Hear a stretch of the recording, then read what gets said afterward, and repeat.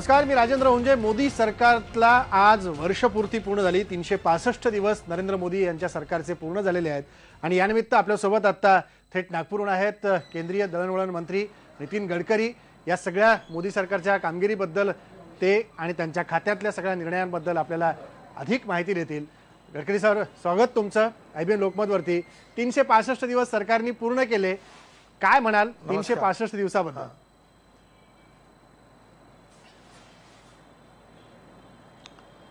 कुठल्याही सरकारच्या आयुष्यातले 365 दिवस म्हणजे फार मोठा काळ होत नाही। या देशातल्या जनतेने काँग्रेसला 60-65 वर्ष काम करण्याची संधी दिली आहे। आमच्या सरकारला येऊन केवळ आता एकच वर्ष झालेलं आहे, त्यामुळे सगळ्याच अपेक्षा पूर्ण झाल्या आणि आम्ही सांगितलेल्या सगळ्याच गोष्टी आम्ही पूर्ण केल्या असा दावा करणं योग्य होणार नाही। पण एक गोष्ट मात्र नक्की आहे की ज्यावेळी प्रधानमंत्री नरेंद्र मोदींच्या नेतृत्वाखाली आमचं सरकार आलं त्यावेळी आपल्या देशाचा विकास दर 4.25% होता, आज तो 7.5% झालेला आहे। त्यामुळे इकॉनॉमिक पॅरामीटर्सच्या आधारावर निश्चितपणे प्रगती आणि विकासाकडे देश गेलेला आहे।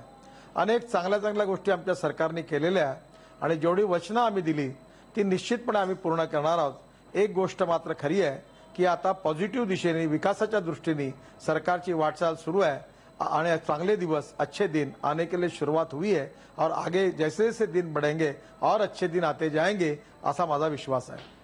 पण गडकरी साहेब, काल मथुरेमध्ये देखील बोलताना नरेंद्र मोदी म्हणाले की बुरे दिन गेले की नाही असं जनतेला त्यांनी विचारलं। पण जनतेत जे काही सर्वेच समोर येतात त्याच्यात लोकांना असं वाटतं की अजून अच्छे दिन काही फारसे वाटायला आलेले नाहीत, ज्या प्रकारची आशा दाखवली गेली होती।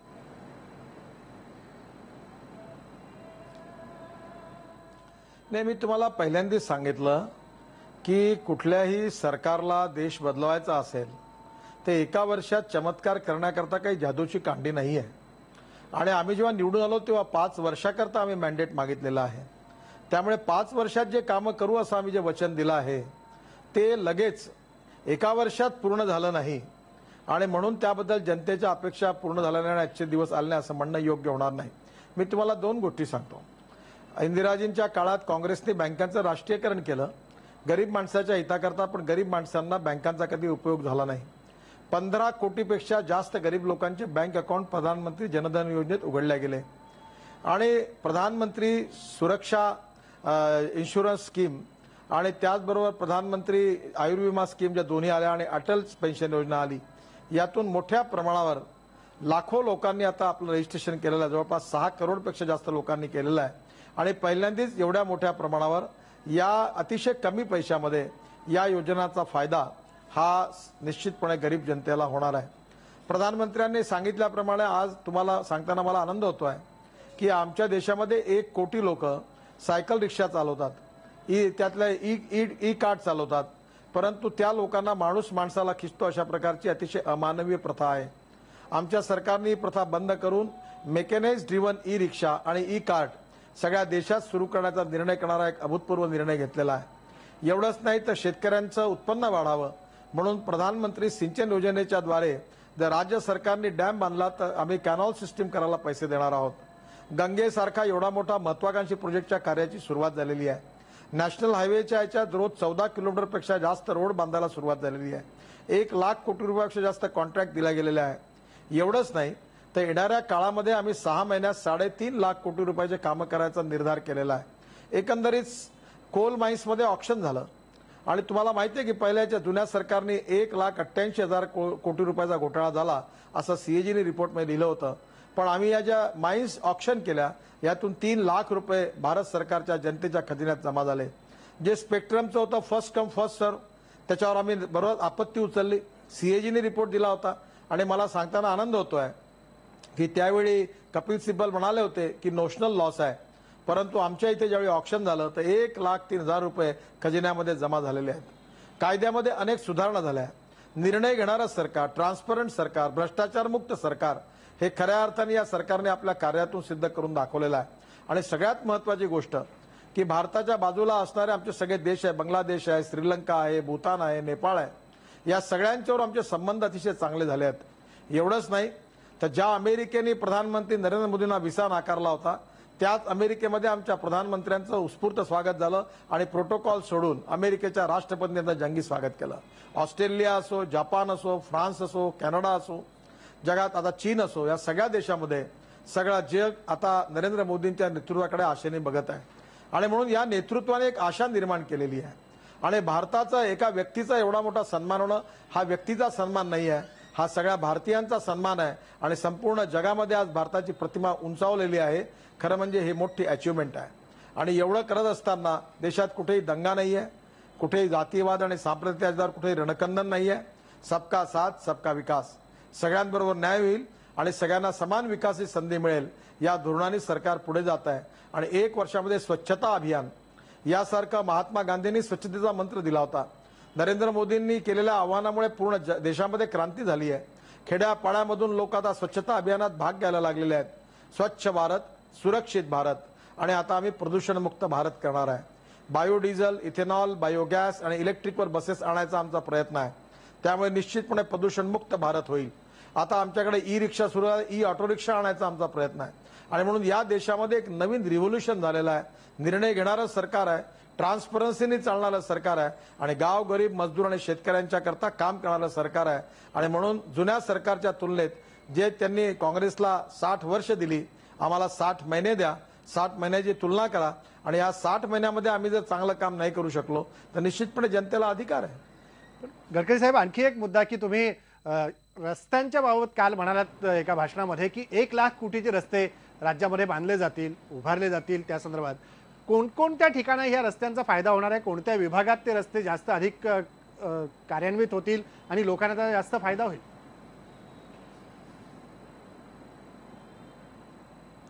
मुंबई गोवा 4 लेन आम्ही हायवे तयार करतोय. हा कोकणात आहे.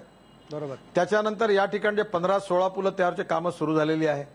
आणि हा हायवे जवळपास 6,500-7 हजार कोटी रुपयाचा पूर्ण हायवे मुंबई आणि गोव्याच्या मध्ये होणार आहे.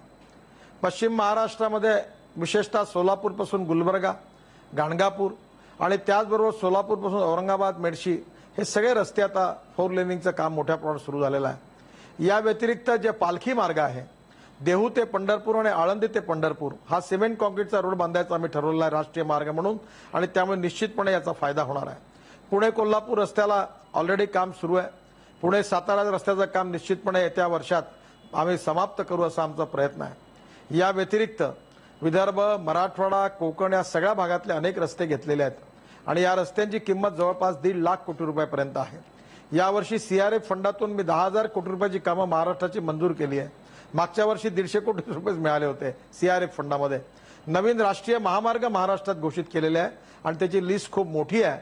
आणि या लिस्टमध्ये संपूर्ण महाराष्ट्रात, तुम्ही प्रश्न मला विचारला कोणत्या भागातले आहे, मी नागपूरचा आणि विदर्भाचा आहे म्हणून काही लोकांचा गैरसमज शक्यता आहे की केवळ विदर्भातले रस्ते असतील, असं नाही. विदर्भातलेही रस्ते आहेत. अमरावतीपासून सुरतपर्यंत असणारा कॉन्क्रीटचा रोड तयार होणार आहे. नागपूरच्या बुटीबोरीपासून तर पलीकडे रत्नागिरीपर्यंत आपल्या मराठवाड्यामध्ये लातूरपासून, नांदेडपासून आणि पलीकडे सोलापूरपासून सांगली आणि सांगलीहून कोल्हापूर आणि कोल्हापूर रत्नागिरीपर्यंत हायवे तयार करायचं काम घेतलेलं आहे. त्यामुळे आम्ही सर्व महाराष्ट्रातले रस्ते घेतले आहेत आणि लवकरच कोकणामधला जो सागरी मार्ग आहे त्याची अजूनपर्यंत मी घोषणा केली नाही, पण त्याचाही विचार करणार आहे.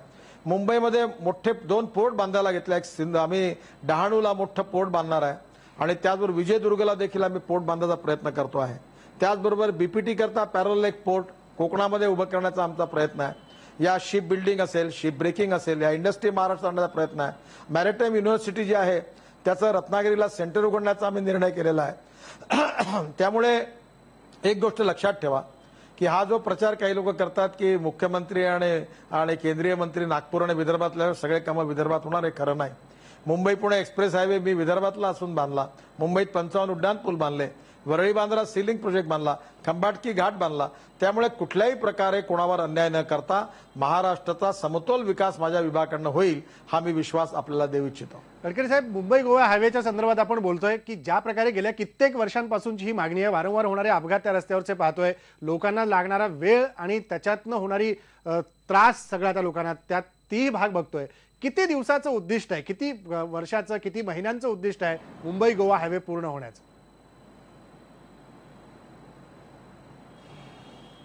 बघा, साधारणतः या रस्त्यावर 16 पुलांची कामं आम्ही सुरू केलेली आहे. त्याचं भूमिपूजन डाके साहेब आपले शिवसेनेचे मंत्री जे आहेत आपलं कोकणातले आमचे केसरकर गीते गीते साहेब आणि साहेब. मी मिळून आम्ही त्या ठिकाणी सुरुवात केली आहे. 15 ते 16 पुलांची कामं सुरू झाली आहे. गीते साहेब. आणि आता आम्ही या रोडवरचं जे कॉन्क्रीटचं रोडचं काम आहे त्याचं लँड ॲक्विजिशनचं काम सुरू आहे आणि 80% लँड ॲक्विजिशनचं काम मला असं वाटतं की पुढल्या 3 महिन्यात जर पूर्ण झालं तर लगेच आम्ही टेंडर काढू आणि 6 महिन्याच्या आत या रस्त्याला 4 लेनिंग रस्त्याचं काम निश्चितपणे सुरू होईल असा विश्वास मी आपल्याला देतो. आणि ही गोष्ट खरी आहे की या रस्त्यावर खूप अपघात होतात आणि म्हणून मी मंत्री झाल्यानंतर गोवा ते JNPT रो सर्व्हिस सुरू केलेली आहे. पहिल्यांदा आठवड्यातून एकदा जहाजात कंटेनर यायचे तर 2दा सर्व्हिस सुरू झालेली आहे. त्यामुळे या रस्त्यावरचा कंटेनर ट्रॅफिक कमी करून या रस्त्यावरचे अपघात कसे वाचवता येतील असाही प्रयत्न आम्ही गंभीरतेने करतोय. पण तुम्ही म्हणता ती गोष्ट खरी आहे. या रस्त्यावर अपघाताची संख्या खूप जास्त आहे. यातल्या कर्व्स काही अडचणीच्या आहेत, काही बायपास काढण्याची जरूरत आहे आणि निश्चितपणे या रस्त्यावर अपघाताचं प्रमाण आम्ही कमी केल्याशिवाय राहणार नाही. आणि त्याचबरोबर आपल्या पनवेलजवळ जे अभयारण्य आहे तिथेही फॉरेस्ट एन्व्हायरमेंट मिनिस्ट्रीने काही कामं अडकून ठेवलेली आहे. जावडेकर साहेब त्यात लक्ष घालत आहेत. निश्चितपणे त्यातली कामं देखील लवकर तो रस्त्याचा क्लिअरन्स फॉरेस्ट मिनिस्ट्रीकडनं मिळेल आणि तेही काम नक्कीच होईल असं मला विश्वास आहे. दिल्ली मुंबई कॉरिडॉरच्या संदर्भात जर बोलायचं झालं तर दिल्ली मुंबई कॉरिडॉर जो आहे याच्या अंतर्गत आता काही इन्व्हेस्टमेंट देखील औरंगाबादमध्ये येण्याची शक्यता दिसते. त्याप्रमाणे मुख्यमंत्री देवेंद्र फडणवीस यांनी देखील म्हटलं चीन बंद काही इन्व्हेस्टमेंट येण्याची शक्यता आहे. तिथली काही लोक औरंगाबादमध्ये उत्सुक आहेत. तर हा जो सगळा कॉरिडॉर आहे किंवा फ्रेट कॉरिडॉर असेल याची पूर्तता याचं काम किती वेगाने सुरू आहे, त्या दृष्टीने काय पावलं जोरात चालली आहे?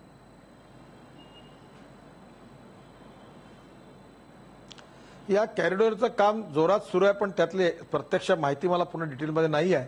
पण हे लक्षात घेता संभाजीनगरला आम्ही ड्रायपोर्ट बांधवायचा निर्णय केलेला आहे. त्यामुळे संभाजीनगरमधल्या स्कूटर्स असो, गाड्या असो, कुठलाही माल असो, आता कंटेनर पॅक करून जर संभाजीनगरला दिलं तर तिथून डायरेक्ट JNPT मध्ये जाईल आणि म्हणून ट्रकने नेण्यामध्ये ट्रान्सपोर्टचा खर्च जास्त होता. आता रेल्वेतून हे सगळं जाणार आहे आणि त्यामुळे निश्चितपणे लॉजिस्टिकमध्ये मोठा फरक पडणार आहे. आणि मराठवाड्याच्या विकासाच्या दृष्टीने हे जे ड्रायपोर्ट आहे याचा येत्या 15-20 दिवसाच्या आतच माननीय रावसाहेब दानवे यांच्या आग्रहाने आम्ही तिथे हा पोर्ट बांधतोय. ते स्वतः आणि देवेंद्र फडणवीस यांच्या उपस्थितीत भूमिपूजन करून त्या कामाला आम्ही लवकरच सुरुवात करणार आहे. दुसऱ्या बाजूला ज्या स्मार्ट सिटींचा उल्लेख वारंवार सगळ्यांकडनं होतो, मोदी सरकारच्या काळामध्ये केला गेला, त्या संदर्भात वेगवेगळी भाषणं झाली, संदर्भ दिले गेले. महाराष्ट्रातल्या अशा किती स्मार्ट सिटीज निवडल्या गेलेल्या आहेत त्याची चर्चा कुठं होत नाही. असं दृश्य, असं एक स्वप्न नितीन गडकरींच्या समोर आहे की महाराष्ट्रातल्या या भागामध्ये स्मार्ट सिटीज आपल्याला उभारल्या पाहिजे.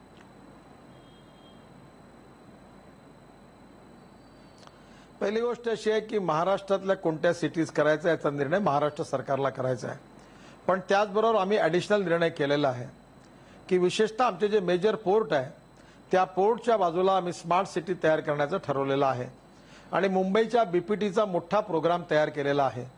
आणि 1 इंच जमीन कुठल्याही बिल्डरला न विकता मुंबईच्या जनतेला शुद्ध हवा मिळावी, कन्व्हेन्शन सेंटर व्हावं, मोठा मरीना व्हावा आणि त्याचबरोबर वॉटर पाण्यावरचं ट्रान्सपोर्ट याचं टर्मिनल मुंबईला व्हावं आणि त्या ठिकाणी निश्चितपणे चांगल्या प्रकारे आनंदाचा क्षण घालण्याकरता एक चांगलं गार्डन आणि ओपन स्पेस आणि वर्ल्ड स्टँडर्डचं बिझनेस सेंटर विशेषतः बँकांकरता, शेअर मार्केट करता असे 2-3 टॉवर्स त्यात उभे करून आम्ही मुंबईचं आकर्षण वाढेल, मुंबईचं महत्व वाढेल असं BPTच्या जागेचा उपयोग करायचं ठरवलेलं आहे. आणि जे अंडरग्राऊंड जेवढं केमिकल येतं, लिक्विड येतं, पेट्रोलियम येतं ते आम्ही चालू ठेवणार आहे. पण कोळसा असेल, केमिकल असेल त्याच्याकरता आम्ही BPTला पलीकडल्या भागामध्ये जागा शोधतोय, चर्चा सुरू आहे. योग्य ठिकाणी BPTचं काम त्या ठिकाणी अजून दुप्पट तिप्पट गतीने आणि कॅपॅसिटीने ते निर्माण करू. कोणाचाही रोजगार जाणार नाही आणि जे BPTमध्ये घरं आहेत, ज्या कर्मचाऱ्यांची आहेत त्यांचा देखील आम्ही पुनर्वसनाचा विचार करणार आहे. ज्यांच्या जागा आहेत त्यांना कसा मार्ग काढता येईल याबद्दल पॉझिटिव्ह आहे. कोणाच्या पोटावर लात मारून कोणाला उद्ध्वस्त करून आम्ही हे करणार नाही. त्याचबरोबर BPTची मुंबईत एक 17 एकर जागा आहे वडाळ्याला, त्या ठिकाणी मोठं हॉस्पिटल चॅरिटेबल ट्रस्ट करून ते मोठं हॉस्पिटल जवळपास 1000 बेडचं हॉस्पिटल होऊ शकेल आणि हे हॉस्पिटल मुंबईतल्या गरीब लोकांना एक मोठी फॅसिलिटी देण्याचं काम हे देखील हातात घेतलेलं आहे. आणि निश्चितपणे येणाऱ्या काळामध्ये आम्ही निर्णय 12 पोर्टपैकी जवळपास 9 पोर्टवर स्मार्ट सिटी तयार करतोय. मला विश्वास आहे की येणाऱ्या काळामध्ये आमच्या डिपार्टमेंटने या स्मार्ट सिटी करण्याचं काम काढल्याला सुरू आम्ही केलंय प्लॅनिंगला आणि त्याचबरोबर विशाखापट्टणमला केलाय, कलकत्त्यालाही करतोय आणि त्याचबरोबर कलकत्त्याला आम्ही एक सागर पोर्ट बांधतोय की ज्याच्यामधून जमिनीच्या खालून टनेल करण्याचा एक प्रयत्न आमचा आहे, त्याच्यावरही सर्वे सुरू आहे. एकंदरीत देशामध्ये 12 मेजर स्मार्ट सिटी या आमच्या डिपार्टमेंटतर्फे करण्याचा आम्ही प्रयत्न करतोय आणि अर्बन डिपार्टमेंटकडनं महाराष्ट्र सरकार जे 5 गावं सिलेक्ट करेल त्या गावावर निश्चितपणे स्मार्ट सिटी निर्माण होतील. पण गडकरी साहेब, तुम्ही तुमच्या बंदर खात्याच्या विभागाने किंवा पोर्ट खातं तुमच्याकडे जे आहे त्यानुसार काही स्मार्ट सिटीज तुम्ही आता सांगितल्या, पण तुम्हाला असं काय वाटतं की ज्या 5 स्मार्ट सिटीज राज्यात इतर ठिकाणी व्हावेत अशी कोणती चांगली ठिकाणं आहेत? एक सल्ला म्हणून तुम्ही काय सांगू शकाल, सूचना म्हणून काय सांगू शकाल, या ठिकाणी स्मार्ट सिटीज उत्तमपणे उभारल्या जाऊ शकतात, याचा विचार राज्य सरकारने करायला हरकत नाही?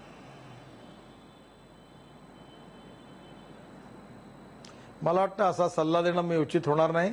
महाराष्ट्राचे मुख्यमंत्री संपूर्ण महाराष्ट्राचा विचार करून त्या स्मार्ट सिटी कुठे घ्यायचा करायच्या याचा योग्य निर्णय महाराष्ट्र सरकार आणि मुख्यमंत्री करतील, हा त्यांचा अधिकार आहे आणि ते सांगतील त्या ठिकाणी केंद्र सरकार त्यांना संपूर्ण सहयोग करेल. गडकरी साहेब, राज्यातल्या काही प्रश्नांकडे आपण येऊया की ज्या प्रकारे आपण बघतोय की जैतापूरचा मुद्दा एकीकडे केंद्र सरकार लावून धरतंय की जैतापूर हा प्रकल्प होणारच, राज्यातले भाजपचे सर्व नेते म्हणतात की जैतापूरचा प्रकल्प होणार, त्याचे टप्पे पुढे गेलेले आहेत, पण तुमचा सहयोगी शिवसेना मात्र यावर काही राजी होताना दिसत नाहीये. वारंवार शिवसेना या प्रश्नावरून टीका करताना दिसतेय. हा प्रश्न कसा सोडवणार?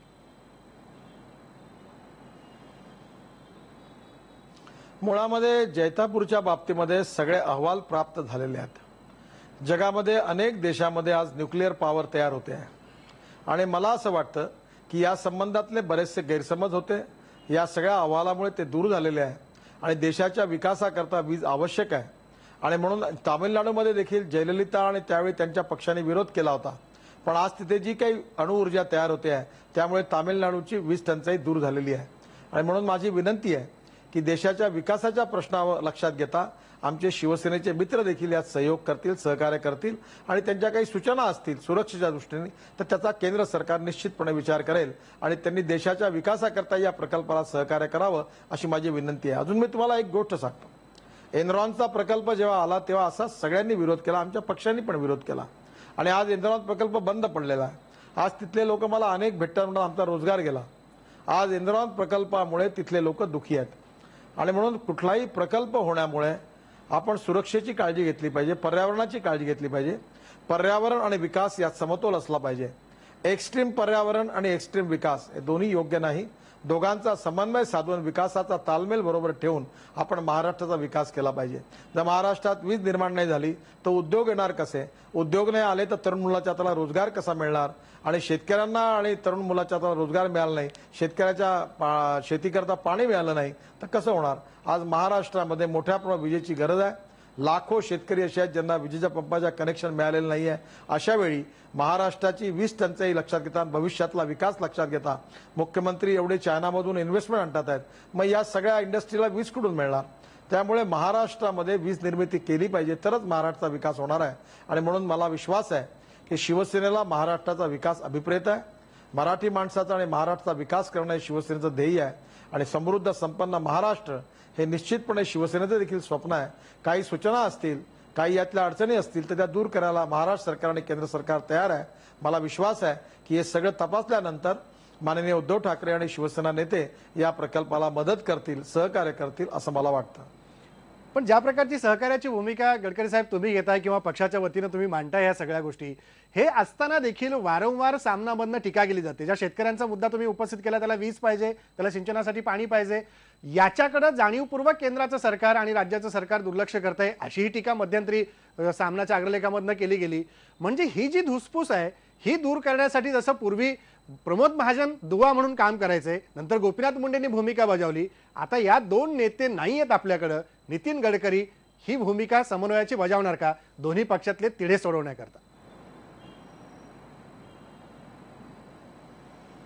बघा, पहिली गोष्ट अशी आहे की शिवसेना प्रमुख बाळासाहेब ठाकरे आज नाही आहेत आणि म्हणून बाळासाहेब ठाकरे अटल बिहारी वाजपेयींसारखं आमच्या सगळ्यांचं दैवत आहे. बाळासाहेबांच्या आशीर्वादाने आम्ही चांगली कामं केलेली आहे आणि म्हणून हिंदुत्वाकरता, महाराष्ट्राकरता आणि मराठी माणसाकरता ही युती राहिली पाहिजे असं आम्हाला सगळ्यांना वाटतं. परंतु युती राहत असताना आणि बरोबर काम करत असताना एक दुसऱ्याचा सन्मान ठेवला पाहिजे. सरकारमध्ये राहायचं आणि टीका करायची हा काही चांगला संदेश जात नाही आणि म्हणून मला असं वाटतं की शिवसेनेला काही वाटतं, काही अडचणी असतील तर त्यांनी देवेंद्र फडणवीसांशी बोलून त्या मांडाव्या. दिल्लीतल्या अडचणी असतील तर अमित शहा आणि नरेंद्र मोदींच्या कानावर टाकाव्या आणि त्यांच्या सूचना स्वीकारायला आम्ही तयार आहोत। लँड ॲक्विजिशनच्या प्रश्नावर मी स्वतः भेटायला उद्धव ठाकरेंच्या घरी गेलो होतो।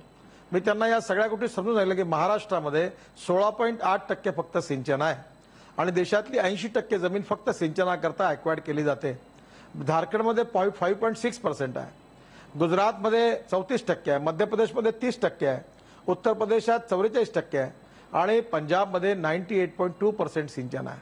मला सांगा, जेवढं पावसाचं पाणी पडतं त्यातलं 70% पाणी समुद्रात वाहून जातं, 15 ते 20% पाणी टँक आणि लेकमध्ये फक्त येतं, 15 ते 20% पाणी जमिनीत जातं आणि पुरलेलं पाणी समुद्रात वाहून जातं। हे पाणी वाचून शेतकऱ्यांना द्यायचं असेल तर धरणं नाही बांधावी लागणार का? डॅम नाही तयार करावी लागणार का?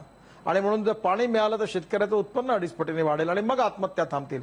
शेतकऱ्याला पाणी पाहिजे 24 तास, शेतकऱ्याला 24% वीज पाहिजे 24 तास, तेव्हाच शेतकरी विकास करू गडकरी साहेब, शकतो। बरोबर, आणि हे सगळे शेतमालावर मुद्दे आहेत। प्रक्रिया करणारे उद्योग पाहिजे, स्वस्तात कॅपिटल पाहिजे आणि सीड आणि फर्टिलायझर पाहिजे। हे सगळे मुद्दे आहेत, पण समन्वयाची भूमिका नितीन गडकरी बजावणार का? वाद होऊ नयेत, युती टिकली पाहिजे, 28 वर्षाची मैत्री आहे, ही मैत्री अशीच घट्ट राहिली पाहिजे। नितीन गडकरी ही भूमिका बजावणार का? नाही, मी मैत्री टिकवण्यासाठी आणि सातत्याने नेहमीच संवाद साधतो आणि प्रयत्न करत असतो। पण आता दिल्लीमध्ये मी पण माझ्याकडे तर सध्या पक्षाचा अध्यक्ष नाही आहे आणि पक्षाच्या अध्यक्षांनी आणि किंवा शिवसेनेचे पण उद्धव ठाकरेंनी जर मला काही सूचना केली नाही, मला सांगितलं काही कराल तर मी जरूर करीन, पण दोघांनी सांगितल्याशिवाय या कामामध्ये मी काही शिष्टाईकरण बरोबर होणार नाही। पण हे सोडून, औपचारिकता सोडून वारंवार मी शिवसेनेच्या नेत्यांना भेटत असतो आणि यात जर मला काही सहकार्य करता येईल तर मी जरूर करण्याचा प्रयत्न करीन। दुसरीकडे गडकरी साहेब, असंही आता काही दिवसापूर्वी पाहिलं गेलं की पंतप्रधान चीनच्या दौऱ्यावर गेल्यानंतर केंद्रातले काही वरिष्ठ मंत्री, राजनाथ सिंग असतील, खुद्द पक्षाध्यक्ष अमित शहा असतील, मनोहर पर्रिकर संरक्षण मंत्री असतील, हे नागपुरात संघ कार्यालयामध्ये दाखल झाले सरसंघचालकांची भेट घेण्याकरता आणि कुठतरी एक तक्रारी वजा सूर होता। संघ कुठतरी सरकारच्या कामात हस्तक्षेप करतोय अशी एक वेगळी टीका केली जाते। काय नेमकं आहे की संघ मुळात मातृ संघटना असल्यामुळं आम्ही त्यांचं ऐकतो असंही भाजपचे नेते म्हणतात, नेमकं काय? सुराचा काही पुरावा तुम्हाला मिळाला का? नेमकं काय की तक्रारीच्या सुरांचा पुरावा तुम्हाला काही मिळालाय का? पुरावा नसला तरी चर्चा वेगळी सुरू असते। मीडियामध्ये जे काही चालू आहे ते योग्य नाही। पहिली गोष्ट अशी, अहो हे तुम्ही फालतू गोष्टीवर उगीचवागी चर्चा करता, हाच खरं देशासमोरची सगळ्यात मोठी समस्या आहे। पहिली गोष्ट अशी की माननीय सरसंघचालक समारोपाच्या 8 दिवस आधी नागपुरात राहतात। राजनाथ सिंगांनी त्यांना 2 महिने आधी म्हटलं तर मला तुम्हाला भेटायचं आहे, ते म्हणे 8 दिवसात मी नागपूरला आहे तेव्हा या। मनोहर पर्रिकर राजकारणात येण्याच्या आधी, भाजपमध्ये येण्याआधी संघचालक होते, ते संघाचं काम करतात, गोव्यामध्ये करत होते, त्यामुळे त्यांचा आशीर्वाद गेला, ते आले। अमित शहा भाजपचे अध्यक्ष आहेत, ते आले आणि मी नागपूरला परवा त्यांना भेटायला गेलो। आणि खरे म्हणजे ही एक औपचारिक भेट असते ना, संघ आम्हाला आदेश देतो ना कुठल्या प्रकारच्या बाबतीत नाराजी व्यक्त करतो। संघ राष्ट्रहिताकरता वारंवार काही योग्य असेल तर सूचना कधी कधी ते सांगतात आणि आम्ही सगळे संघाचे स्वयंसेवक आहोत। संघ विचारी आमची जीवननिष्ठा आहे आणि त्यामुळे आम्हाला जर काही राष्ट्रीय मुद्द्यावर वाटलं तर आम्ही त्यांच्याशी चर्चा करतो, सरसंघचालकांचे आशीर्वाद घेतो आणि ही जनरल गोष्ट आहे। पण हे भेटायला येणं म्हणजे तक्रार करायला आले, हा जावाई शोध कोणी लावला? मीडियामध्ये याचा पुरावा नसताना अशा प्रकारच्या 6-6 कॉलमच्या न्यूज छापणं योग्य आहे का? मी स्वतः काल सरसंघचालकांशी भेटलो, त्यांनी सांगितलं मला की कोणी तक्रार केली नाही, काही संबंध नाही। मग संबंध नसताना अशा प्रकारच्या बातम्या छापणं, केवळ टेबलवर न्यूज तयार करून छापणं आणि त्या ब्रेकिंग न्यूज म्हणून दाखवणं हे कितपत योग्य आहे याचाही पण विचार आपल्यासारख्याने जरूर करायला पाहिजे, एवढीच माझी विनंती आहे। म्हणजे एकंदरीत सगळं सरकारमध्ये आलबेल चाललंय, काही कोणाची कोणाविषयी तक्रार नाही आहे, उत्तम सरकार सुरू आहे असं म्हणायला हरकत नाही।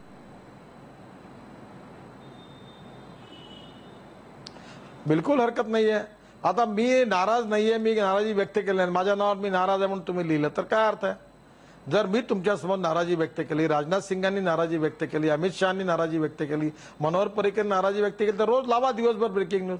आम्ही काही बोलत नाही, आम्ही काही सांगत नाही, आम्ही नाराजी व्यक्त केली, आम्ही नाराज आहोत। मी आमचं नाराज होणं किंवा खुश होणं हे तुम्ही ठरवणार का आता? आणि तुम्ही ठरवून आमच्यावर ठप्पे मारणार का? नाही, पण आम्ही कधी सांगतो आम्ही नाराज नाही तरी तुम्ही आम्हाला जबरदस्ती नाराज का ठरवता? नाही, कधी कधी असं म्हटलं जातं की बोलले नाहीत, काहीच प्रतिक्रिया नाही, म्हणजे मनात कुठतरी खतखत आहे, नाराजी आहे।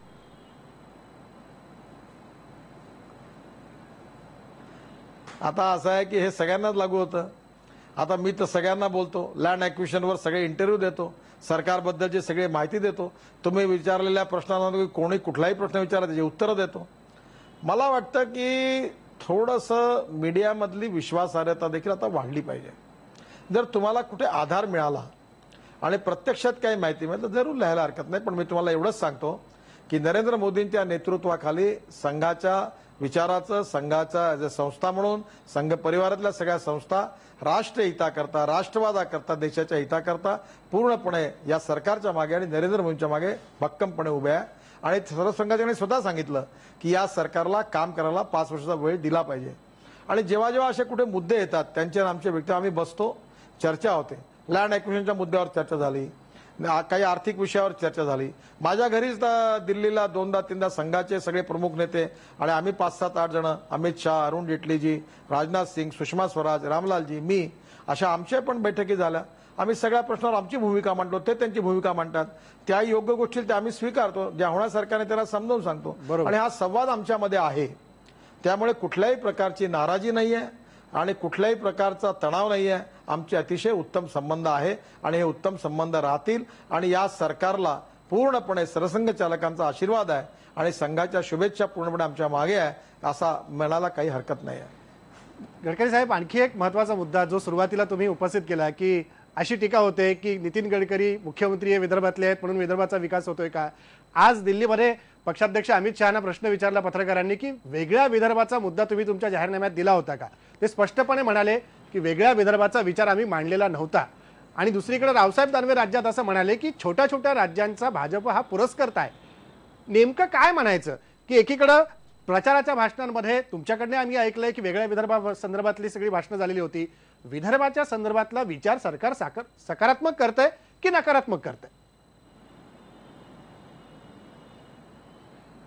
असे 1993 किंवा 94 साली भुवनेश्वरला डॉक्टर मुरली मनोहर जोशी जेव्हा अध्यक्ष होते तेव्हा भारतीय जनता पार्टीच्या राष्ट्रीय कार्यकारिणीने वेगळ्या विदर्भाच्या राज्याचा प्रस्ताव मंजूर केलेला आहे. तो सध्या रेकॉर्डवर आहे. आणि त्याच्यानंतर जाहीरनाम्यात वेगळ्या विदर्भात लिहिलं नव्हतं हे अमित शहा म्हणाले तेही खरं आहे. आणि म्हणून योग्य परिस्थितीमध्ये ज्यावेळी विदर्भ राज्य वेगळं करण्याबद्दलचं जनमत पार्लमेंटमध्ये 2/3 मेजॉरिटीवर संविधानात दुरुस्ती करावी लागते. काँग्रेस पक्षाचं समर्थन देईल आणि सगळ्यांचं समर्थन मिळालं तर वेगळ्या विदर्भाचं राज्य निर्माण करण्यामध्ये आमची कटिबद्धता या ठरावाद्वारे ऑलरेडी आहे. आणि म्हणून रावसाहेब दानवेंनी तेच सांगितलं आणि अमित शहानी हे सांगितलं की यावेळच्या जाहीरनाम्यात त्याचा उल्लेख नव्हता. त्यामुळे दोघेही आपापल्या ठिकाणी बरोबर आहेत. पण विदर्भ वेगळा व्हावा असं अजूनही वाटतं की काय भूमिका आहे.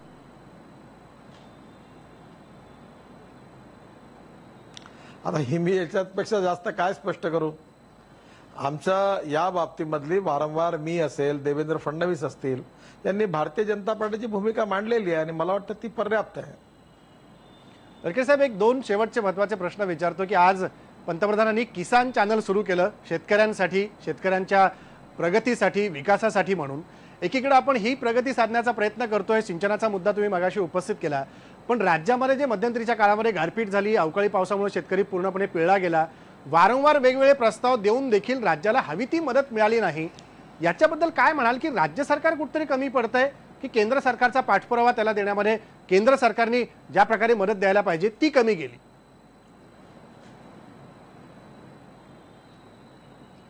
बघा, पहिली गोष्ट अशी आहे की यावर्षी मार्च, एप्रिल आणि मे या 3 महिन्यामध्ये ॲव्हरेज 5 ते 6 वेळा ओलावृष्टी, गारपीट आणि अतिवृष्टी झाली.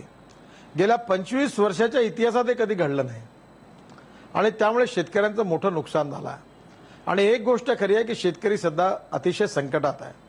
10 वर्षाच्या युपीए सरकारच्या काळात युरिया आणि मिश्र खताच्या किमती 4 पटींनी वाढलेल्या आहेत. शेतमालाला भाव मिळू शकलेला नाही आहे. गहू, तांदूळ, ज्वारी आणि त्याबरोबर ऊसाची, साखरेचे प्रश्न जटिल बनलेले आहेत. आणि शेवटी सरकारचीही मदत करण्याची मर्यादा आहे. आणि म्हणून त्यावेळी मदतीचे जे निकष होते ते आमच्या सरकारने, माननीय प्रधानमंत्र्यांनी त्याची एकदम वाढ करून दिली, 1.5 केले आणि राज्य सरकार त्याप्रमाणे मदत देते आहे. आता प्रश्न असा आहे की 5-5, 6-6 वेळा ओलावृष्टी, अतिवृष्टी होईल तरी सरकार देखील जनतेच्या कुठून पैसे आणेल. तरी पण जास्तीत जास्त मदत करण्याचा आमचा प्रयत्न आहे आणि निश्चितपणे येणाऱ्या काळामध्ये असं कृषी धोरण तयार करू की ज्यामुळे या देशातला शेतकरी केवळ गहू तांदूळ आणि ऊस तयार करणार नाही, तर 8 लाख कोटी रुपयाचा आपण जे पेट्रोल डिझेल आणि गॅस वापरतो त्याचा पर्याय देखील भारतीय शेतकरी देतील आणि आपल्या गाड्या इथेनॉल, बायोडिझेल, बायोगॅस आणि इलेक्ट्रिकवर चालतील आणि त्यामुळे आपल्या ग्रामीण इकॉनॉमीला एक चांगली ताकद मिळेल। आणि विशेषतः शेतीला जे पूरक उद्योग आहेत, फिशरीजचा असेल, डेअरीचा असेल, पोल्ट्री फार्मचा असेल, शेळीपालनाचा असेल किंवा हँडलूम आणि हँडीक्राफ्ट सारखे उद्योग असेल त्यालाही प्रोत्साहन देणं आणि गावामध्ये विशेषतः उद्योग जे मुंबई, पुणे, दिल्ली, बेंगलोर, चेन्नई सेंट्रलाइज झाले आहेत, आता 1000 वस्तीच्या गावात देखील उद्योग होईल इंडस्ट्रियल कॉरिडॉरमुळे आणि त्या गावामधल्या शेतमालावर प्रक्रिया उद्योग गावात सुरू झाला तर गावातल्या तरुण मुलांना तिथल्या रोजगार मिळेल, शेतकरी शेतमजुराच्या मुलाला रोजगार मिळेल आणि गावाचा विकास होईल। हे नवीन धोरण 24 तास पाणी, 24 तास वीज आणि शेतकऱ्याच्या मालावर प्रक्रिया करणारा उद्योग गावात स्थापन झाला तर मला विश्वास आहे की गावातली स्थिती बदलेल, पण हे कठीण काम आहे, हे सहज शक्य नाहीये। आम्ही सगळेजण मिळून यात प्रयत्न करतोय, लक्ष घालतोय। आता सरकारने युरियाची टंचाई होती, युरियाच्या किमती वाढल्या म्हणून मोठ्या बंद पडलेल्या फॅक्टरी सुरू करण्याकरता 10,000 कोटी रुपये दिलेले आहेत। आमचा प्रयत्न आहे, पण आकाश फाटलेला आहे, समस्या अतिशय जटिल आणि कठीण आहे, सगळेच प्रश्न सरकार सोडवू शकत नाही, पण तरी पण पूर्ण ताकदीनिशी आणि शक्तीनिशी शेतकऱ्यांचे आणि ग्रामीण जनतेचे प्रश्न सोडण्याचा आमचा प्रामाणिक प्रयत्न आहे। या देशातले गाव, गरीब, मजदूर आणि शेतकरी, शेतमजूर यांचं कल्याण कसं होईल आणि जे शोषित आहे, पीडित आहे, दलित आहेत, जे सामाजिक, आर्थिक, शैक्षणिक दृष्टीने मागासलेले आहेत, ज्यांना राहायला घर नाहीये, ज्यांच्या अंगावर कपडे नाहीये, ज्यांना खायला अन्न नाहीये, त्या दरिद्र नारायणाला परमेश्वर मानून त्यांची निरंतर सेवा करून त्यांना रोटी, कपडा आणि मकान मिळवून देणं, हे अंत्योदयाचा विचार, हे अंत्योदयाचं सोशिओ इकॉनॉमिक थिंकिंग, हेच नरेंद्र मोदींच्या आर्थिक नीतीचा सगळ्यात मोठा भाग आहे आणि म्हणून समाजवाद, साम्यवाद आणि पुंजीवाद पूर्णपणे विफल झालेला आहे आणि गरिबाचा केंद्रबिंदू मानून ही जे नवीन आर्थिक धोरण विकासाचं जे नरेंद्र मोदींनी देशासमोर मांडलंय त्यातून निश्चित परिवर्तन होईल आणि म्हणून गुजरातच्या कृषी विकासाचा दर 14% आहे आणि मध्य प्रदेशच्या कृषी विकासाचा दर 23% आहे आणि गेल्या 3 वर्षापासून महाराष्ट्रासारख्या राज्याचा कृषी विकासाचा दर मायनस आहे आणि म्हणून हे नवीन धोरण राबवून आम्ही निश्चितपणे ग्रामीण भागाचं चित्र बदलवू, पण याला वेळ लागेल। आमचा प्रयत्न प्रामाणिक आहे, प्रश्न कठीण आहे, समस्या जटिल आहे, पण यावर आम्ही निश्चितपणे विजय मिळवून आम्ही शेतकऱ्यांना, गाव, गरीब, मजदूर आणि शेतकऱ्यांना दिलासा दिल्याशिवाय राहणार नाही असा माझा दृढ विश्वास आहे। अगदी शेवटचा प्रश्न गडकरी साहेब, की 1 वर्ष पूर्ण झाला, हनीमून पिरियड संपला, पुढच्या 4 वर्षात जनतेला अच्छे दिन येतील असं आश्वासन तुम्ही कराल का?